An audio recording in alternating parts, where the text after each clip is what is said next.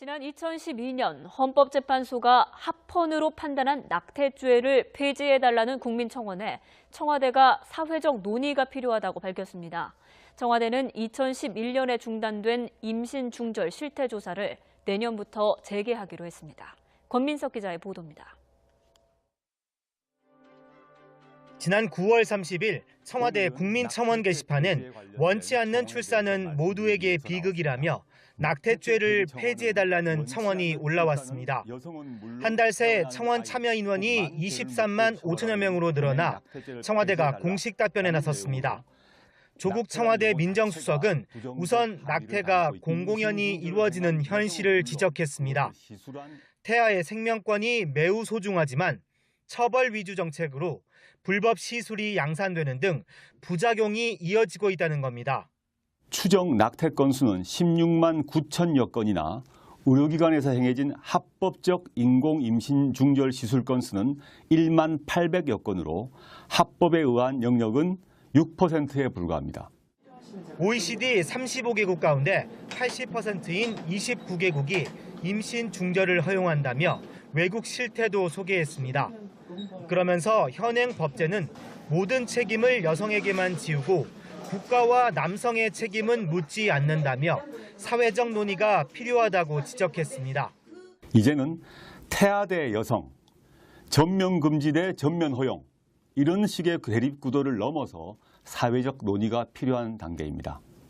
청와대는 이를 위해 2011년 중단된 임신 중절 실태 조사를 8년 만인 내년부터 재개하기로 했습니다. 또 헌법재판소에서 낙태죄 위헌 법률 심판 사건을 다시 다루고 있어 새로운 공론장이 마련될 것으로 기대했습니다. 청와대가 국민청원에 공식 답변을 낸 건 소년법 폐지 청원에 이어 이번이 두 번째입니다. 상당한 부선. YTN 백민석입니다. 다시 할게요. 네. 아나운서들이 대단해.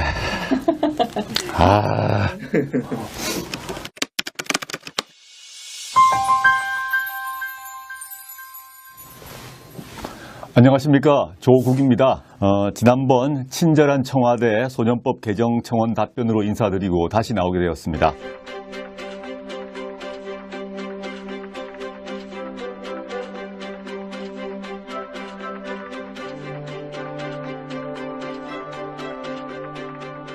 오늘은 낙태죄 폐지에 관련된 청원에 대해서 말씀드리기 위해서 나왔습니다.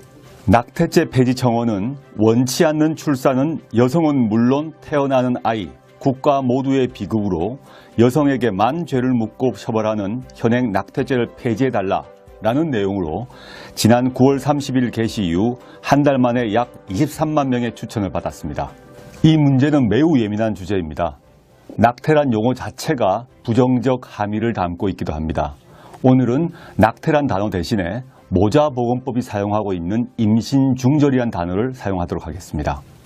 우리 형법이 제정된 1953년부터 임신중절은 처벌됩니다. 임신중절을 행한 여성은 물론 그것을 시술한 의사도 처벌됩니다.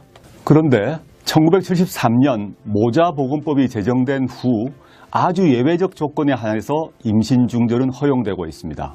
예컨대 부모가 우생학적으로, 유전학적으로 장애가 있거나 흠결이 있는 경우, 또는 강간 또는 준강간에 의해서 임신된 경우, 이런 경우에만 임신중절이 허용됩니다. 그동안 관련 법 개정 논의가 없었던 것은 아닙니다. 지난 2000년 한국 천주교 주교회의에서는 예외적 허용 조항도 아예 삭제해서 임신중절을 완전히 금지하자는 입법 청원도 있었습니다. 지난 2007년에는 정부가 낙태를 둘러싼 법과 현실의 괴리를 극복하기 위해서 법 정비 방안을 연구하고 공청회를 개최하여 사회적 논의를 일으킨 적도 있습니다. 당시에는 낙태 예외 조항에 본인 동의 사유와 사회 경제적 사유를 추가하고 배우자의 동의 조항과 우생학적 유전적 사유를 삭제하는 등이 논의되었습니다. 그리고 지난 2012년 헌법재판소가 낙태죄 합헌 결정을 내렸습니다. 위헌 대 합헌이 4대4로 팽팽했습니다. 결정문에는 찬반 진영의 주장이 잘 담겨 있습니다.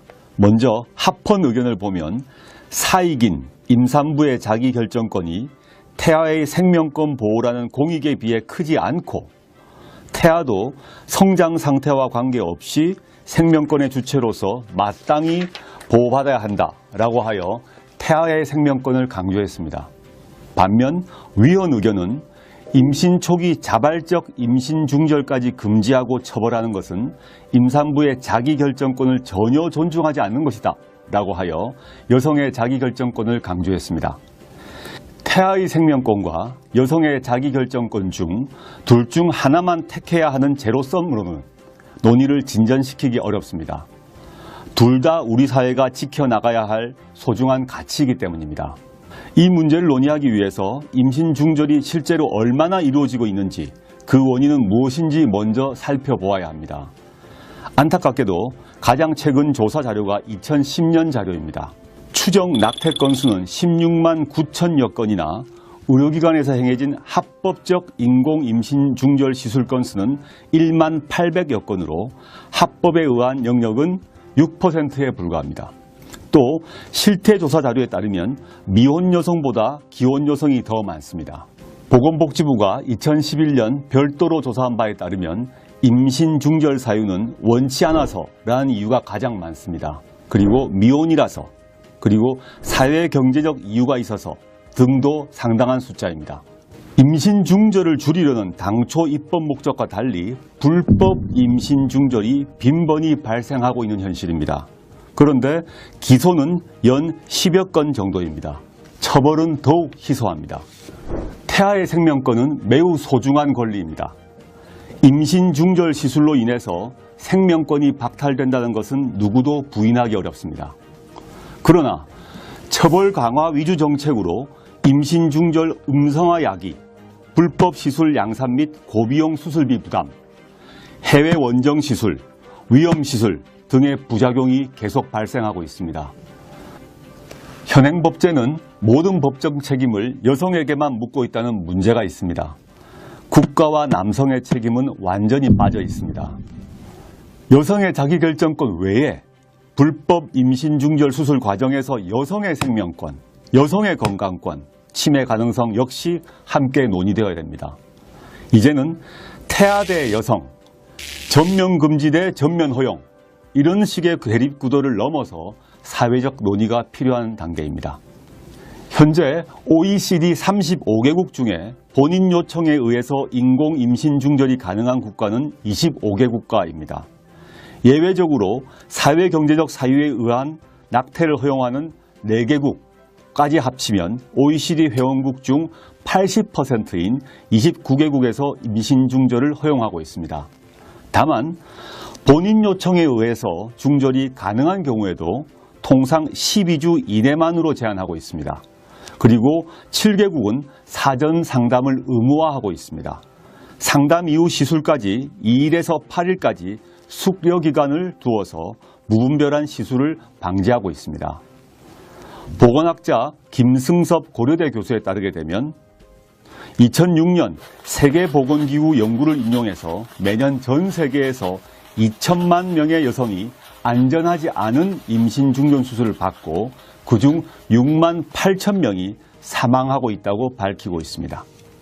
다음과 같은 3가지 경우를 다 같이 생각해보고 고민해보면 좋겠습니다. 첫째, 교제한 남성과 최종적으로 헤어진 후에 임신을 발견한 경우 어떻게 해야 합니까? 둘째, 별거 또는 이혼 소송 상태에서 법적인 남편의 아이를 임신했음을 발견한 경우 어떻게 해야 합니까?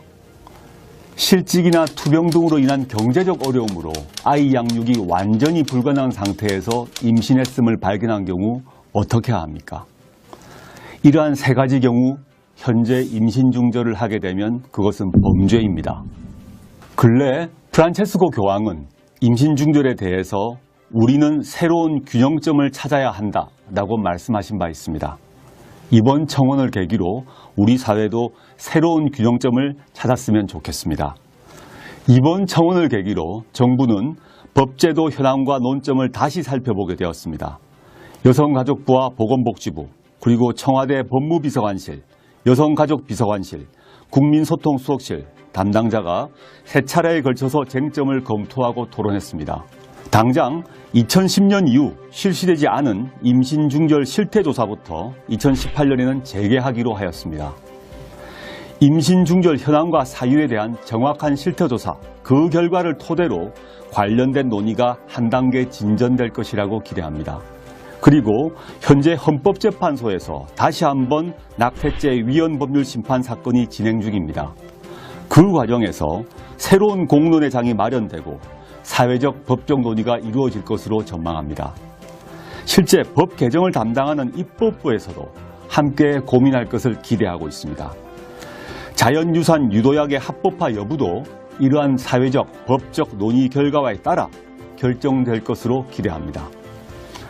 이와 함께 정부 차원에서 임신중절 관련 보완 대책도 다양하게 추진하겠습니다. 먼저 청소년 피임 교육을 보다 체계화하고 내년에 여성가족부 산하 건강가정지원센터를 통해 가능한 곳부터 시범적으로 전문 상담을 실시하겠습니다. 그리하여 막막한 당사자들을 지원하겠습니다. 이 과정에서 임신중절 관련 문제점을 보완하기 위한 현장 정보가 쌓여나갈 것이라고 기대합니다. 대통령께서 이미 지시한 바처럼 비혼모에 대한 사회경제적 지원도 구체화될 전망입니다. 적극적 경제적 지원을 모색하고 있습니다. 입양 문화의 활성화도 함께 진행될 것입니다. 이상의 것은 여성만의 문제가 아니라 남성은 물론 정부의 역할도 중요합니다. 비혼이건 경제적 취약청이건 모든 부모에게 출산이 기쁨이 되고 아이에게 축복이 되는 그러한 사회를 만들도록 노력할 것입니다. 국가의 의무와 역할에 대해서도 함께 고민하겠습니다.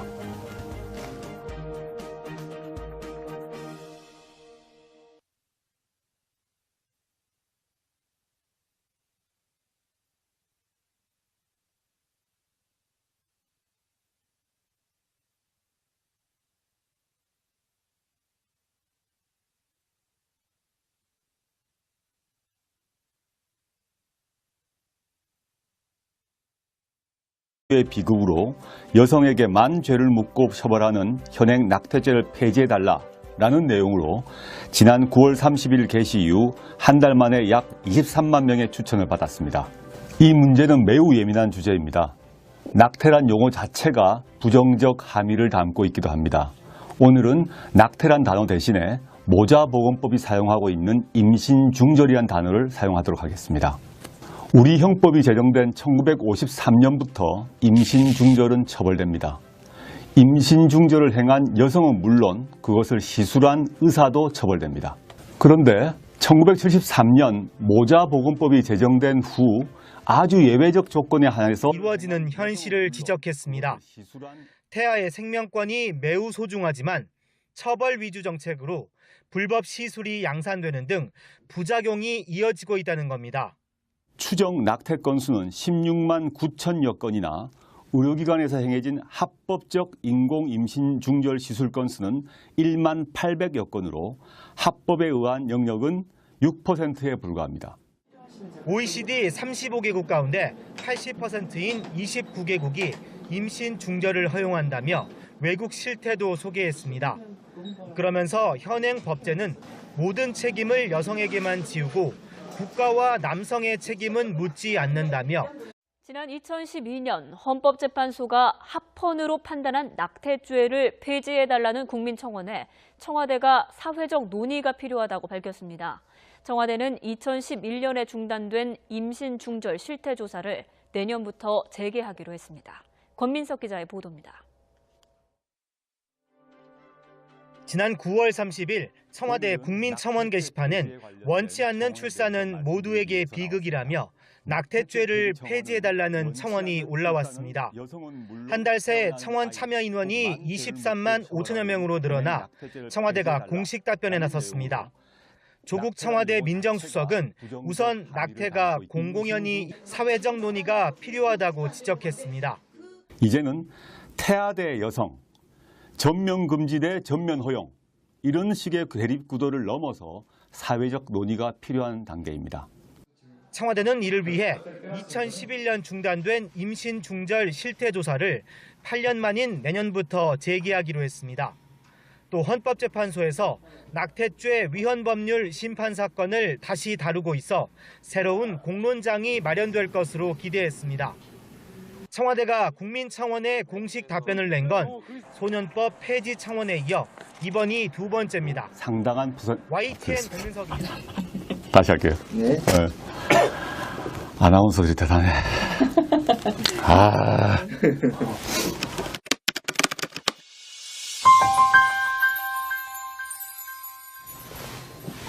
안녕하십니까. 조국입니다. 지난번 친절한 청와대 소년법 개정 청원 답변으로 인사드리고 다시 나오게 되었습니다.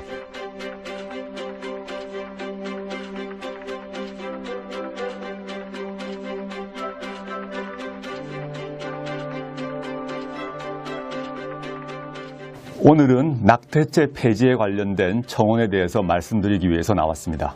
낙태죄 폐지 청원은 원치 않는 출산은 여성은 물론 태어나는 아이, 국가 모두